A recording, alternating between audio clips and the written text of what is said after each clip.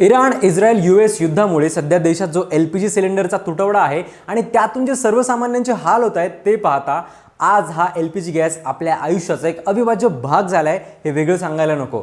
पण बर्शन नावाने भारतात पहिल्यांदाच लॉन्च झालेला हा LPG गॅस एकेकाळी भारतासाठी एक मोठी क्रांती होती। ती कशी सांगतो, रील शेवटपर्यंत बघा। एक काळ असा होता जेव्हा भारतात घरांमध्ये स्वयंपाक करणं म्हणजे अक्षरशः संघर्ष असायचा। चूल किंवा स्टोव्ह वापरून अन्न शिजवावं लागायचं। पण मग 1955 साली भारतात एक क्रांती झाली। LPG म्हणजेच लिक्विफाईड पेट्रोलियम गॅस आले। पहिल्यांदा हा गॅस भारतात बर्शन या नावाने लॉन्च झाला होता। सुरुवातीला नागरिकांसाठी ही एक नवीन गोष्ट होती। सिलेंडरमधून गॅस येतो आणि त्यावर स्वयंपाक होतो। पण हळूहळू लोकांनी हा बदल स्वीकारायला सुरुवात केली। प्रोपेन आणि ब्युटेन या गॅसेसचं मिक्सचर असलेला हा गॅस एक स्वच्छ, जलद आणि सोपं इंधन मानलं जातं। सुरुवातीच्या काळात गॅस सिलेंडर मॅन्युअल पद्धतीने म्हणजेच हाताने भरले जायचे, पण जसजशी टेक्नॉलॉजी पुढे गेली तसतसे मोठे बॉटलिंग प्लांट्स आले आणि मशीन्स आल्या आणि कमी वेळात हजारो सिलेंडर भरले जाऊ लागले।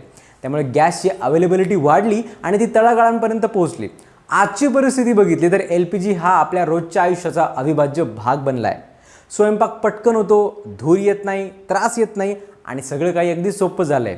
ग्रामीण भागात सुद्धा याचा मोठ्या प्रमाणावर वापर वाढलाय। म्हणजेच एका छोट्याशा सिलेंडरने फक्त स्वयंपाक सोपा केला नाही, तर लोकांच्या आरोग्यावर, वेळेवर आणि पूर्ण लाईफस्टाईलवर मोठा परिणाम केलाय।